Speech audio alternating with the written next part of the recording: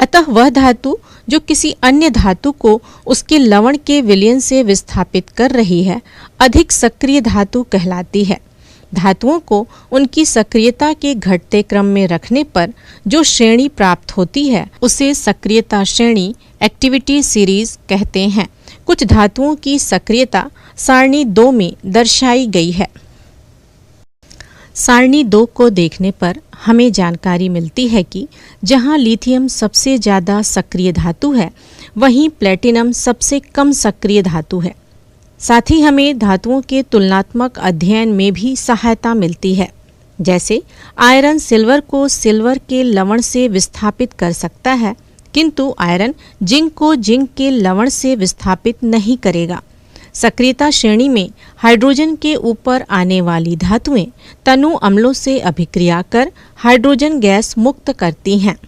अगर हम सक्रियता श्रेणी की धातुओं को उनके शुद्ध रूप में प्राप्त होने के समय के साथ तुलना करें तो पता चलता है कि सबसे ज़्यादा अभिक्रियाशील धातुएं जैसे सोडियम, पोटेशियम और कैल्शियम लगभग 200 साल पहले शुद्ध तत्व के रूप में प्राप्त हुईं, जबकि सबसे कम अभिक्रियाशील धातु जैसे सोना आदि का प्राचीन सभ्यता में भी उपयोग हो रहा था।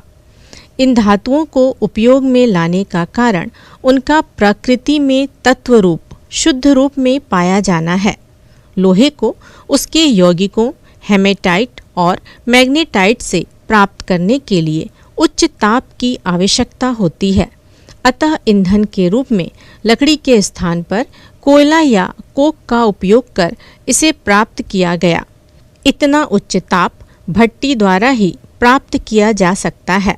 इस तरह भूपर्पटी में उपलब्धता अधिक होने के बाद भी 3500 वर्ष पूर्व ही इसे शुद्ध रूप में प्राप्त किया जा सका।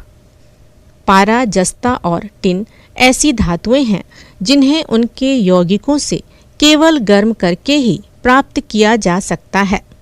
लोहे से अधिक सक्रिय धातुएं सोडियम, पोटेशियम केवल यौगिक रूप में ही मिलती हैं, जिन्हें रासायनिक रूप से अपचयित नहीं किया जा सकता।